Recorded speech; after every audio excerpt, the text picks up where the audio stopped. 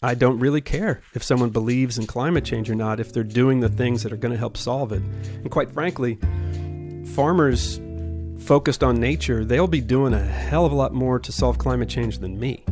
I mean, they've got land and they've got plants that are drawing down CO2 from the atmosphere. They have the opportunity to do a lot more for the planet than I do. I feel like I'm an amplifier for the farmers that are working with nature, and it's great. And they appreciate this work. They appreciate all the filmmakers that are out there making films, amplifying. That's filmmaker Peter Byck, and on today's podcast, we're going to be talking to him about his new 4-part documentary, Roots So Deep You Can See the Devil Down There. We'll be back after this quick announcement. Stay with us. Quivira Coalition, American Grass-Fed Association, and Holistic Management International are excited to announce this year's Regenerate Conference. Save the date, November 6th through 8th in Denver, Colorado. This year's conference, Innovating for a Resilient Future, will interrogate and explore data, technology, information collection and sharing, ways of learning and knowing, and the myriad approaches to fulfilling our ecological roles. Go to regenerateconference.com to sign up for the mailing list to be notified when registration opens. I'm very happy now to welcome Peter Byck. He's a filmmaker and musician who's been making films addressing climate change for the last 15 years. His new 4-part documentary is called Roots So Deep You Can See the Devil Down There, and it starts streaming today, May 28th, at rootssodeep.org. Welcome to Down to Earth. Thank you very much. It's really good to be here. Just to add one little thing, we've been focused on climate change solutions. So we're not just making films about climate change. We're looking at ways to solve this stuff, which is, I think, a good way of looking at it. It's just the way we're looking at it. I mean, there's certainly a lot of problems. There's no question about that. And that's what we'll be getting into during this conversation. I mean, it's an amazing documentary. It's about cattle ranchers in the southeastern United States. But instead of being an objective observer, not that there necessarily is such a thing as an objective observer, right. But, you're very much part of the story, and you're in relationship with the people whose story you're telling, and you're actually influencing their story. It started about 10 years ago when you, who are basically, an artist, a musician, a filmmaker, convened a group of scientists. Tell us about that. Who were these folks? How did you bring them together? Why did you bring them together? Yeah. When we made a film called Carbon Nation, which is about solutions to climate change, it was the way that the soils were showing up in both problem, causing climate change when being plowed and emitting a lot of carbon, and also as part of a solution when being treated properly, when being covered, and allowing the carbon to A, stay in the soil, and B, be drawn down into the soil with photosynthesis from plants. And so I was hearing about that, and then I met a guy named Alan Williams, who was a grazing specialist, a regenerative grazing specialist. And while talking to him, I realized I should focus in on grazing. Let's see what's going on there. So I made a short film called Soil Carbon Cowboys. We finished it in the end of 2013, came out in 2014. And it shows 3 ranchers in 3 very different ecosystems grazing in a way that replicated the way the bison moved across the Great Plains and other grazing animals. And it was a way that they were rebuilding soil much faster than the science textbooks at the time were talking about, like inches and decades as opposed to an inch in 1,000 years. And so I was very, very focused on what are these folks doing? Is this a solution to climate change? And there was just virtually no research about it. There's one paper from Richard Teague out of Texas A&M. And so obviously I called Richard Teague, and he became a key member of our science team. And so I was reaching out and randomly meeting scientists that year. That was around 2013. And they all were wanting to look at this type of grazing, this regenerative grazing, holistic plan grazing, mob grazing, strip grazing, and what we ended up calling adaptive multi-paddock grazing, AMP grazing. And so we put a team together right about when I got out to Arizona State University to teach documentary film production. And that happened. Our first meeting was in the January of 2014. And it was an amazing meeting because a lot of these scientists have been sort of alone, wanting to study this type of regenerative grazing, but they weren't getting a lot of love from their universities or U.S. government agencies or wherever they were. And it was the first time for a number of them to be sitting around a table. It was, I think, 12 of us that first meeting, where it was yes and, yes and, yes and. No one was calling them crazy. No one was saying you're nuts. And it was really powerful for me as an observer, convener, to see how powerful it was for them, these scientists, to be hearing yes and from all around the room for 2 days. And it was a team. There's no doubt about it. We formed a team. And the team has evolved since then. Some folks dropped off, some other folks came in, a lot more folks came in. But it was to really study whether this type of grazing, for me, was it a greenhouse gas solution? Was it a sink? And so you can't just look at carbon, I was taught. You have to look at the methane. You have to look at the nitrous oxide. So I've been learning from these, amazing scientists for over a decade now. And so that's how it started. And we didn't know we were going to be making a documentary about it. We just wanted to do the science. We didn't know it was going to take 5 years from that first meeting almost to when we were out in the field actually doing the research. It took that long to design it and then raise the money for it. It's been a long journey. Yeah, a decade. 2014 until now. Yeah. And it's so interesting. The science part of it, you convened this science team to study things like, carbon in the soil, diversity of microbes, the diversity and amount of insects and plants and birds and methane and the health of cows and the health of the farmers themselves and their prosperity. And what's so important about this is system science where every single variable affects every other variable. And that is what's new about this kind of science. And that's what made these folks kind of like the renegades that you brought together and who really aren't working in contexts where these things are really, it's starting to happen now, but where these things are considered systems. Everybody has been siloed. Yeah. And that's what had happened to a lot of the scientists, that they were siloed in their institutions, but they didn't want to be. It wasn't natural for them. So when we all got together, that felt natural. That felt great. So when Richard T. got to meet John Lundgren, he had never met an ecologist like that, a bug scientist like that, and he just learned a ton. And so it was like that for everybody. Of course, for me, it was a learning wall that I'm still, it's still a learning wall. It's not a learning curve for me because I'm not a scientist and I'm not a farmer. And what John Lundgren taught me, and I think it became a theme for the team, was that we didn't want to tell the farmers what to do. We didn't want to reassign parts of their farm so that we could have a control here and a test of this one thing here and a test of this one thing here in that sort of, reductionist manner to see what bit was causing what bit. We just wanted to measure what these farmers were doing, compare it with their neighbor who was doing it sort of the conventional manner. The county average was, one of our criteria. You're doing it in an adaptive way, and your neighbor's doing it in a way that most everybody in this area are doing it, right? That was the difference. We matched the soil types, so we just worked really hard in a very messy world of real science and on real farms to get it apples to apples as much as possible. That was our goal. That took a lot of time. That took a lot of time to find the farms. It took a lot of time to find the AMP farmers, and then we just got lucky when we went across the fence. Hey, you want to be in this too? And they all thought, well, we must be doing something wrong if you want to study us. And we're like, no, you're not doing something wrong. We think we might have found a better way. And we can only do it if you help us. And they said yes. Just so that our listeners understand this, you found 5 pairs of farmers that were comparable, same basic location, same basic size, one of them doing so-called conventional grazing, and one of them doing adaptive multi-paddock grazing, or as you say, there's lots of different names for it, holistic planned grazing, rotational grazing. All of them, by the way, let's give a shout out to Alan Savory, absolutely, who is the father of all of this. Well, let's give a shout out to Voisin, who's the guy who Alan Savory learned from, right? It goes back. It actually goes back to the Bible. Grandfather. This is old stuff. And so we're all standing on the shoulders of everybody prior, for sure. Right.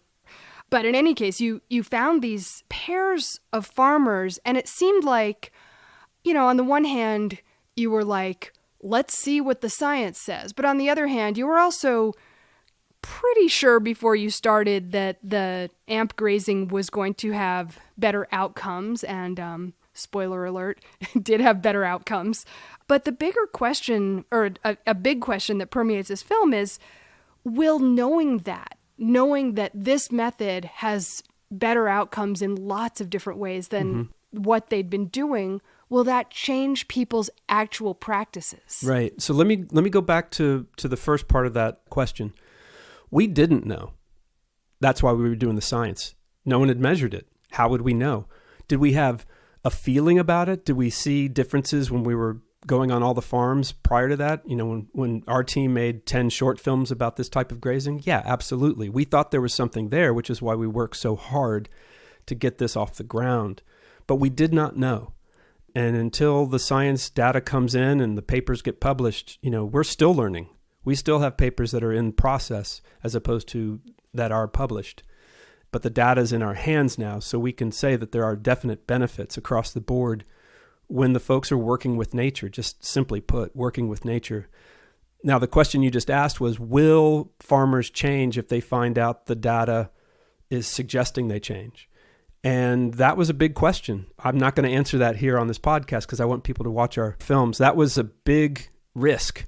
I mean, there was two big risks. We didn't know if the data was going to show a benefit on either side, and then we didn't know if it would have any effect on the farmers. And so that was many, many, many, many nights, 3:00 in the morning, waking up, wondering what was going to happen. Very interesting. I won't even attempt to introduce our listeners to these different farmers who we meet over the course of the documentary, but I will say that as a viewer of this film, I end up falling in love with all of them. I mean, it's not only that you got the most amazing people, but you built trust. You built relationships. I feel like a lot of what this film is about is what it means to have long-term relationships about something like this. You introduced neighbors to each other who maybe knew each other in passing, but had never talked about the way they graze and never talked about each other's operations. And so that is so much of what this film is about is love, trust, relationship, and conversation. And for your listeners, I have a big smile on my face because that was something we didn't know was going to happen, but it was wonderful to be a part of that happening. For me, meeting farmers in this 10 plus year journey has shown me how amazing they are. And so I've become a big fan of folks who work really hard to produce our food. And so it was really easy for me to respectfully listen to them and meet them and learn from them because that's how I felt. And so when you're listened to, that's one of the best, I think it's one of the most wonderful thing as a human, from my perspective, is to be heard, to be listened to. I know that from what I like, and so it's very easy to do that. And I'm a documentary filmmaker, so if I'm not listening, I'm not doing my job, right? And so it's actually good business for me as well, just to listen to folks. So then they'll tell me what they're thinking. They'll tell me what their concerns are. And so, yeah, that trust that built was very natural, and it was unplanned. I mean, the way we found the adaptive farmers was pretty random, really. I mean, we sent out a survey that probably a couple thousand people got. We got 90 back that showed some sort of adaptive grazing, and we went and scouted 25 of those. And of those 25, we picked 4. And then as we were scouting those 4, someone said, you got to go check this one guy out, John Lyons. So that was our 5th. So that's how we found the adaptive side. And then for 3 of them, it was literally their neighbor across the fence. Those 3 neighbors said yes. Then in 2 other spots, we had to do a little bit more hunting in the area. And we had to find the same soil type. We had to find folks who were grazing. And those 2 farms in Tennessee and Kentucky were a little bumpy at the beginning of how we met the folks and what they were concerned about, but they both said yes. So we batted 1,000 on getting the conventional neighbors to say yes. So the fact that we got these amazing farmers that way, that randomly and that lucky, right? We got lucky. Those farmers, I mean, they're my friends. So I'm not the objective observer. Right. And I don't think objectivity is possible anyway. And I don't pretend to be that person. I'm there. I'm a human being. They're human beings. We're communicating. That's just natural to me. and you're influencing them. And we won't say too much more about that because people should, really everybody should watch this documentary, farmer, non-farmer, because it's so interesting, and it's also funny, and it's engaging, and it's like this human thing. And, you show your own vulnerabilities in it. I mean, you're very much a part of it. I told all the editors we worked with, if you see me making fun of myself, or if you see me being a goofball, please log that, because it's probably going to make it into the movie. Yeah, it's funny that you say goofball. I was like, that was the word that came to mind at certain points. I was like, this man's a goofball. Hey, man. Truth be told, you gotta laugh at. I have to laugh at myself. I have to laugh at these subjects. I mean, we're talking about solving climate change and rebuilding rural economies and farmers going out of business and all that stuff. It's heavy stuff. And if we can't find the humor in there, I mean, there is humor. And so we find it. Before we go on, just tell us, I mean, we're talking about holistic plan grazing, AMP grazing, adaptive multi-paddock grazing. Mm-hmm. What is that? How do you define it? Well, if you look at what conventional grazing has become, farmers will allow their animals to graze either their whole farm or half their farm, or maybe they've got 7 or 8 paddocks, and they'll let those animals graze for 2 or 3 weeks at a time. And the grazing is taking the plants down to 2, 3, 4 inches. Like, some places you couldn't hide a golf ball. And with adaptive grazing, they're putting their animals in a much smaller area of the pasture and moving them around much more frequently so that you could move the animals daily. Some of the folks we work with, they move the animals 2 or 3 times a day. And what that does is it allows the animals to eat the part of the plant that they want to eat, like we eat the tops of asparagus. So it's about moving the animals frequently so that they don't overgraze any part of it. And then what really is the magic is that land gets to rest. So most of the farm is resting most of the time. And it's that heavy hit. The animals really packed in tight. They eat half, they leave half to stomp down the plants, cover the soil, which is really important. And then they move on, and then that land gets to rest for 30 days, 60 days, 90 days, a year. Just depends on what part of the country they're at and how much rain they're getting and how much rain they're getting that year. And the adaptive part is the farmers will make the paddock any size they feel is appropriate for the day they need to graze. They might make the paddock really large if they want to go take a week-long vacation. They may make it really small if they've got a lot of forage growing because they've gotten a lot of rain, so they got to keep moving the animals quickly around there. It's very much about what's happening now, and it's very much creative. And that's what a lot of farmers love when they learn it. It's like, wow, I can be creative now. It's not just a recipe card. And they're dividing their land up into these separate paddocks with pretty simple electric wire fences. Yeah, these single strand polywire fences that are powered by this little solar panel that'll give you a good big shock. It's real easy to do. Moving the fences, it's just a little step-in post with a little curl on the top, and you string it up, you plug it in, the animals know the wires are there. The adult animals don't touch it. The young animals can crawl underneath it to get to even better forage, and the farmers are always cool about that because they know the calves will come back to their moms. And it's very simple, and I'm hearing that the collars that will buzz, sort of like the virtual fence technology, is getting there. So that in these big ranches in the West, where you don't want to string that polywire fencing for so far and so long, that these collars are actually going to help move the animals around. So that's new technology working in an old method. One of the interesting things for me was that, I mean, I don't know if this was 100%, but the tendency, I think, was that the conventional grazers tended to be people who had been doing it for generations, been in the family land for 100 years or whatever, while the AMP grazers often tended to be people who were coming in fresh, first-generation ranchers, whether old or young. Some of them were perhaps a bit older even when they started, and sometimes they were restoring land that had been degraded pretty badly by previous farmers. Yeah, that is what we found in our study of 5 farms on one side of the fence, 5 farms on the other. Now, whether that is the way it is across the board, we'll ask our viewers to let us know on our website. We're going to have a way for people to talk to each other, for farmers and consumers and everybody to just talk to each other right there at rootsodeep.org. That is what we found, that our farmers that were multi-generational farmers were doing it the way they'd been taught, the way the grandparents had been taught, the way the great-grandparents had been taught. Makes sense, right? And then to have someone come in and say, hey, what if?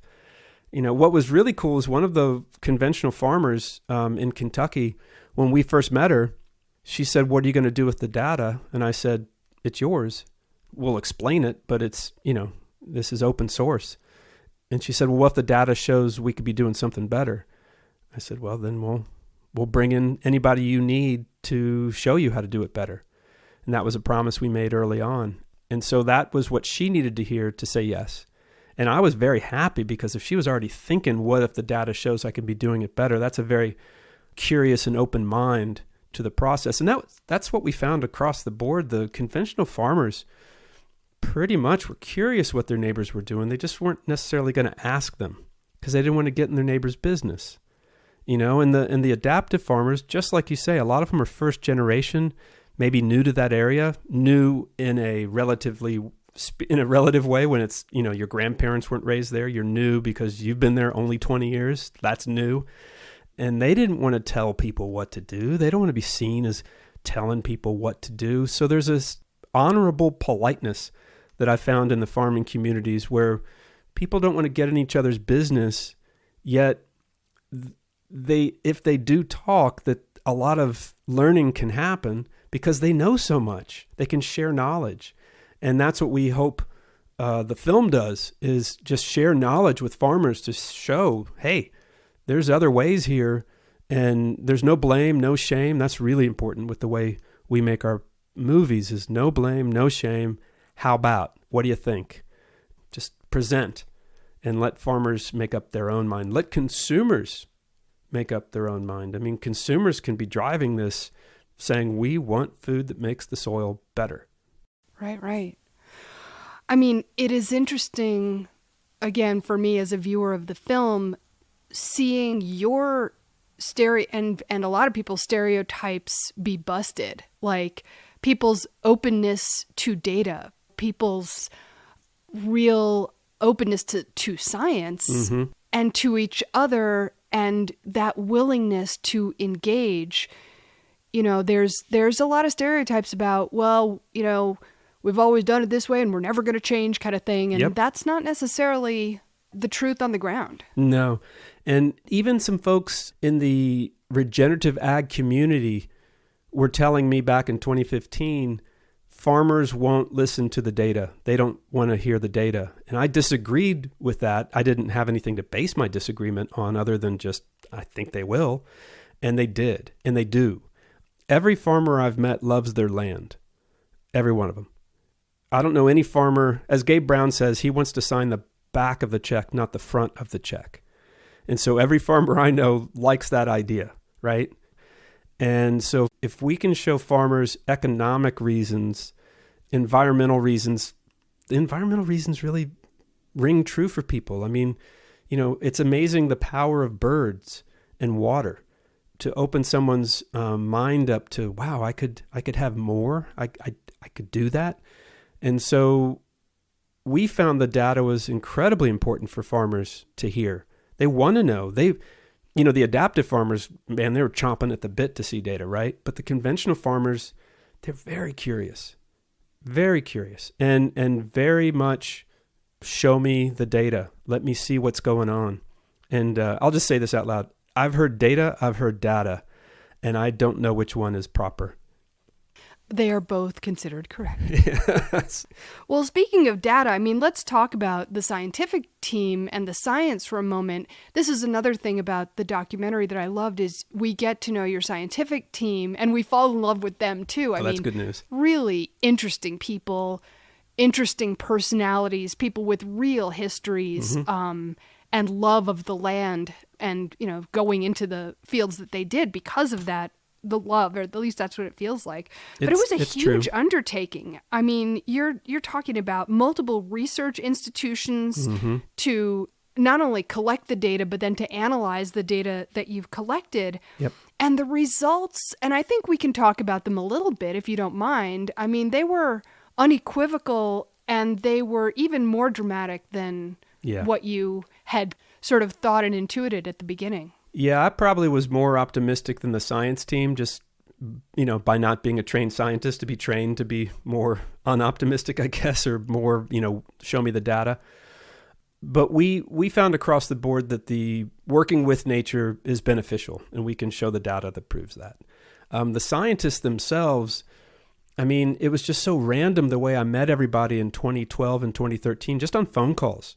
And then at the end of that year, I heard about a grant that sort of felt like what we had all been kind of talking about. So I emailed all of them, and they all emailed back very quickly within 2 hours saying, I'm in.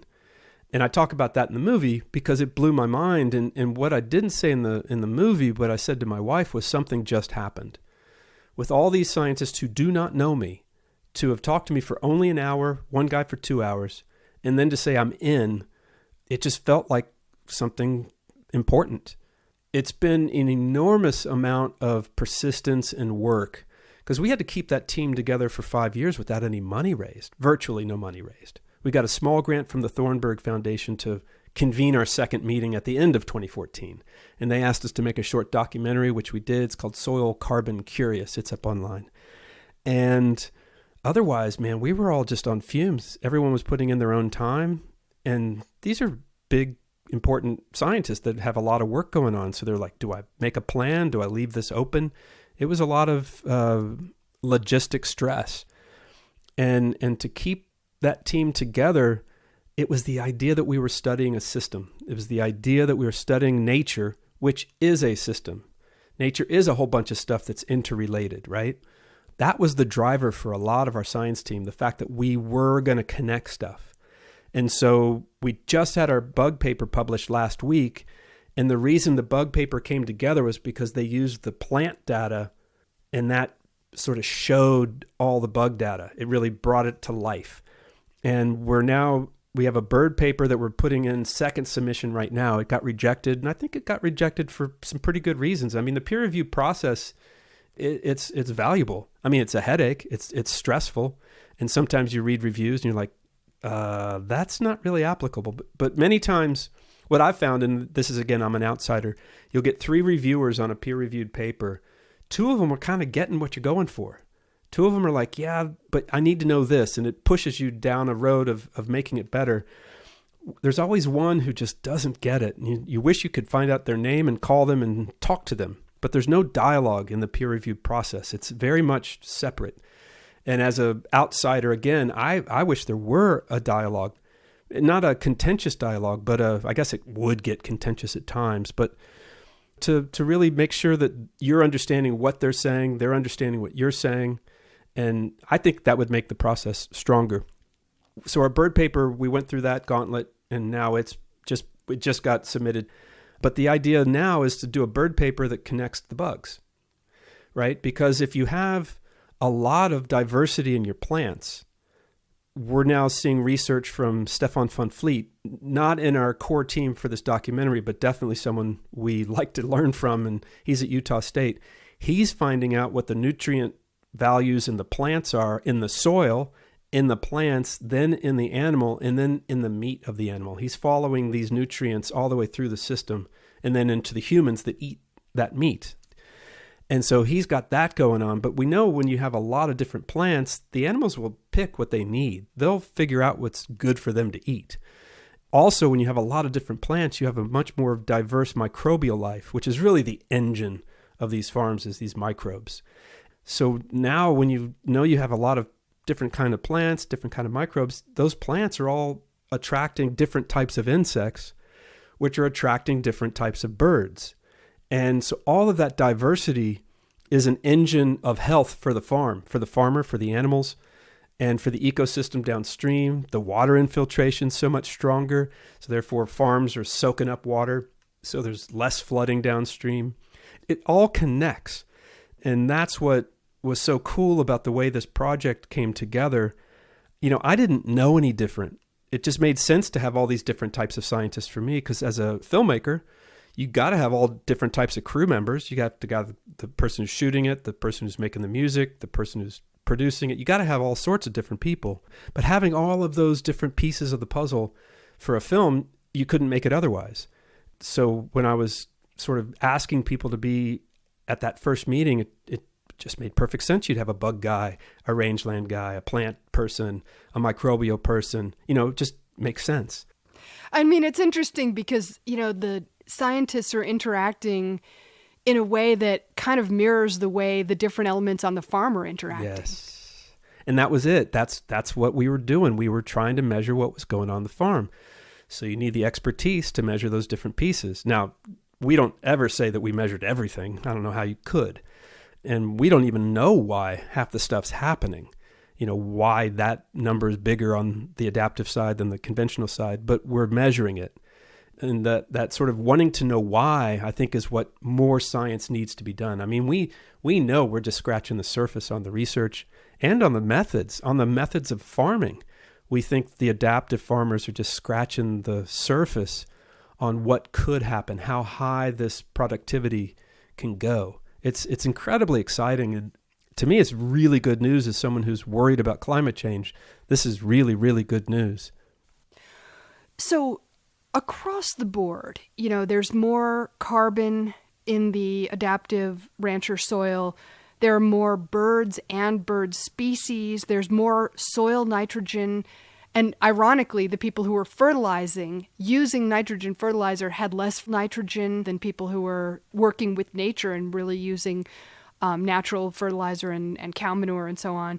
Animal welfare was better. Water infiltration, feed costs, the price that they got at sale for the animals, soil microbes, greenhouse gases, even hay. There were fewer hay costs for the AMP farmers. Because they don't feed nearly as much hay, because they're growing so much more forage on their land and managing it so they can graze longer into the winter and graze sooner in the spring. They just feed less hay. Exactly. And taken together, this is all a huge piece of a climate change solution that, as you say in the film, doesn't require money or subsidies, and it doesn't even require believing in human-caused climate change. At all. Yeah, and the farmers in episode 1, they bring up climate change, and they're saying, are you here because of it? And I'm like, yeah, absolutely. That's why I'm here. But if you're just working on getting your farm more productive, get yourself out of debt, get your soils healthy, get your animals healthy, spend less money on your whole operation, make more money when you sell the animal. All that to me is great.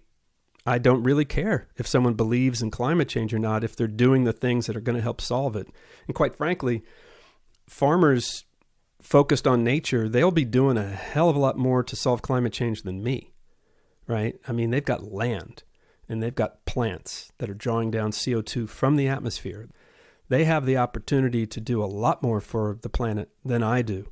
I feel like I'm an amplifier for the farmers that are working with nature, and it's great. And they appreciate this work. They appreciate all the filmmakers that are out there making films, amplifying.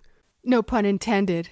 Yeah. No, there's so many good puns. Like, I'm going to dig into that more. There's so many good puns in this whole, there's so many good ones. Sorry. No, but again, it's like what you were saying. Everybody has a different role, all the different kinds of scientists and artists, filmmakers, podcasts, things where people hear more about it and get in conversation with each other. Absolutely. I mean, there were some amazing facts that you presented them in a really understandable way. There were fantastic graphics. And one of the graphics, which I didn't know and kind of blew my mind, was this. If you add up the weight of all the corn, soy, wheat, cotton, and hay that we produce in the United States, all together, add up the weight of them, it weighs less than the amount of soil lost to erosion from plowing the fields in which that stuff grows.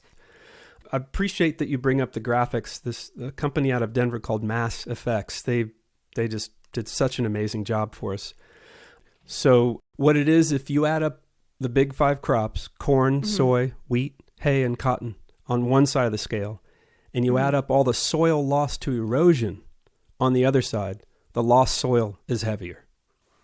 All those crops together weigh less than the amount of soil lost to erosion from plowing the fields that grow them. And then on top of that, if you add up the carbon that goes into the air from that eroded soil, it's 3 times as much global warming as all the methane from the cows in the whole country. Yeah, in North America. I'm like, yeah, so if you're worried about climate change and you want to look at the larger cause, everyone points at grazing, and there's a lot of grazing problems. I mean, the corn and soy in that statistic, a lot of that's grown for cattle and ethanol for the corn.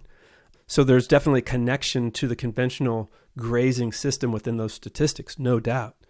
But the soil erosion piece of this story, growing food stocks and hay and cotton, fibers and things like that, it's huge. Like plowing is much bigger than the methane from the animals. If you're looking at it from a climate change problem and opportunity is what we would say, let's see if we can grow all that corn and soy and hay in a very regenerative way. Let's add grazing to the land you're growing those things on. And we're talking earlier, get back to biblical times, get back to 1940, when, as Wendell Berry says, when we took row crop production and livestock production and separated them, we took an elegant solution and made two huge problems. That's paraphrased, but that's the idea. So the fact that all these things are grown on fields for just that, for that whole year of one crop, one thing, and then you have all that exposed soil, that's a big part of that soil erosion, that soil loss. So when you see a whole field with nothing growing on it, you are allowing that whole field's microbial life to either be decimated or reduced greatly or killed. You're allowing all that soil to blow away in a big wind, all that soil to wash away in a big rain, and that's happening. I mean, we're having Dust Bowl moments in the United States every summer now. It's not being reported, but it's happening. And so those giant fields of open soil, uncovered, is devastating for the environment on many, many, many levels. And the solutions are basically what you show in your film, which is all of these fields covered with plants and animals and basically true to the ecosystems that evolved there over millions of years. Yeah, I mean, animal impact is a very important thing to ecological health. And so the opportunity of letting animals be tools for rebuilding our soils, keeping our soils covered, it's just, millions of years of R&D behind that. And if you get down to the microbial level, it's 3.2 billion years of R&D that's behind that. And animals and grasslands, the coevolution, it's a powerful opportunity that farmers that we're discovering who use that are getting themselves out of debt and having a much happier life. And their land is much more vibrant. It's really rewilding. It's rewilding and making a profit at the same time and having a happier life. Yeah. And so, the wildlife returns to the land it wants to be on. And so it's really exciting. It's really encouraging. And when you go to these farms, when you set foot on these farms, you feel something. And now our team, this group of scientists that I'm so damn lucky to be working with, they've now measured it. We look at this project as the beginning, or certainly an early stage of research. We want to do more research. We ourselves are doing more research. We're doing the same work, most of the same work in the Upper Great Plains in North and South Dakota. So we're going to look at what happens there. And because we did the work for this documentary, Roots So Deep, in the Southeast U.S., which has, a long growing season, it's warm, it's wet. And now in the Dakotas, it's a short growing season, it's cool and it's dry. So we want to see, what's the difference in these two very different ecosystems. So we're all about getting more research done. There's another thing that's happening right now that people are calling amp grazing or regenerative grazing, and then you look in their papers and it's not. So now the things are getting confusing because people are saying what they're doing is adaptive, but a lot of scientists adaptive just means not science. Like they have to be in control. They have to measure this thing to this thing to this thing. And you've got to move the cattle this way every week, every year, and be very prescriptive in how they do it. And the adaptive farmers just aren't. And so it's a lot to get conventional science head around for some folks. And so there's confusion right now. I just heard of a paper last week. I know these other papers that are coming out that they're even calling it amp grazing, and it's just not. And so it's a crazy world right now. It's a crazy, crazy world. Yeah, yeah. So there's research ongoing on the farms that you show in the documentary. There's more research, as you say, happening. And basically, these are the problems, like, as you mentioned, defining your terms that we really have to get our heads around. Yep. I just wanted to ask you, what are your hopes for this series that's just coming out? Our hopes for this series is to get this knowledge to as many farmers as possible, to share this knowledge, to let them know that if they focus on soil health, that a lot of good happens from it, and to let them know that there's a lot of people out here who will help if they want. Like, the help is out here. And so we want that to happen at a very large scale. Our farmland is massive on Earth. It's like 1.5 billion hectares of grazing land, 3.5 billion hectares of row crop land. So it's a huge, huge part of the planet that the farmers they're the land stewards. And a lot of farmers haven't been taught, hey, look at your soil, measure the temperature of that soil exposed to the sun in the summer versus that soil covered with plants. And that temperature can be 30 or 40 degrees different. And in our film, it was like 79 degrees and 105 degrees was the difference between exposed soil, covered soil to exposed soil in the southeast U.S. just when the sun was out just for a few minutes. I met a farmer in Texas who measured somebody's soil last summer, and it was 172 was the exposed soil temperature. Good heavens. And so just understanding covering your soil, that step alone will bring huge benefits to the land, just covering the soil, and then covering the soil with lots of different types of plants. Then you're really starting to work the system and letting the plants grow up, letting the plants grow so that it attracts the insects. These steps, even if you hay later in June, you'll allow so many breeding birds to have nests and then fly away to their next stop.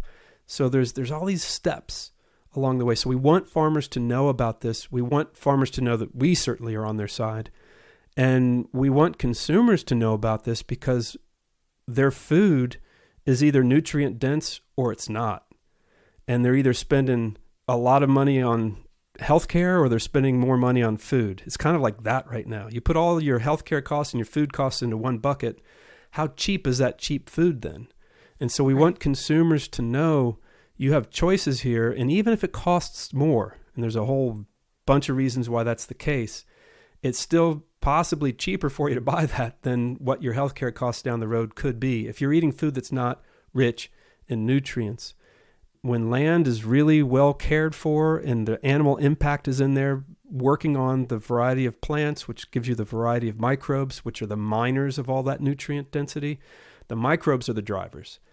And if you have a thriving microbial community, you're most likely going to have a lot more nutrient-dense food growing in that land. And the data's coming in on that.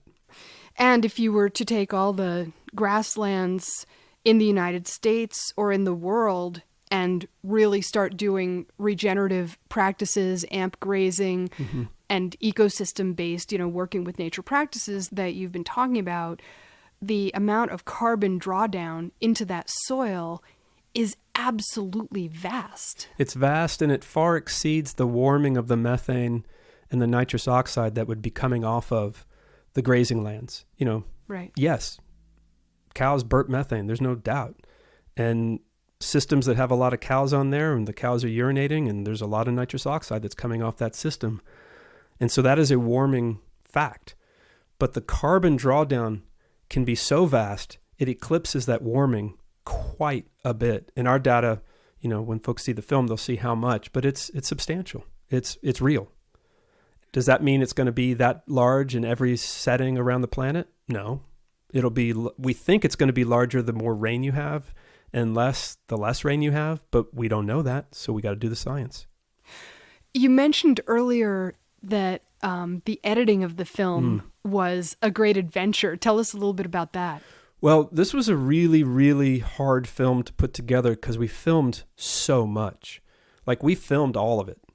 And then to find the stories and to structure it in a way that was interesting, we went through a number of editors who it just wasn't working, possibly just wasn't working between me and the editor. It could have just been my personality.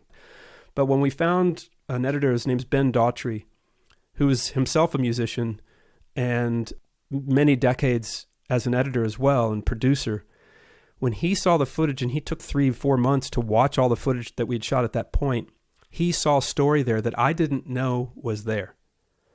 I didn't know it. Interesting. And so he was able to craft the stories that then let you fall in love with the farmers, let you understand and meet and fall in love with the scientists. That was Ben's work to find the story. I learned a ton from him on storytelling, and I'll be forever grateful for the work he put in. He saw something I didn't know existed in the footage. Very interesting. The film is called Roots So Deep You Can See the Devil Down There. It's a 4-part documentary, and it's streaming at rootsodeep.org. Peter Byck, filmmaker and musician, you did the music for the film as well. Thank you so much for being with us. Thank you for having me. I appreciate it. You've been listening to Down to Earth. We would love it if you would support this program, which you can do by going to patreon.com/down-to-earth planet to plate, where you can sign up for as little as $3. Patreon is Patreon. And also please rate and review the podcast on Apple Podcasts or wherever you get your podcasts. The Quivira Coalition is a not-for-profit and a community network of ranchers, farmers, conservationists, scientists, educators, and many others dedicated to regenerative practices that produce healthy food, support meaningful livelihoods, sustain biodiversity, and remedy the impacts of climate change. To learn more about Quivira and how you can support their work, visit quiviracoalition.org, Quivira. And finally, this show is a production with the Radio Cafe. You can check out radiocafe.org to hear back episodes of this show and also find all kinds of other shows on a wide variety of topics as well. Thanks for listening, and we'll see you next time.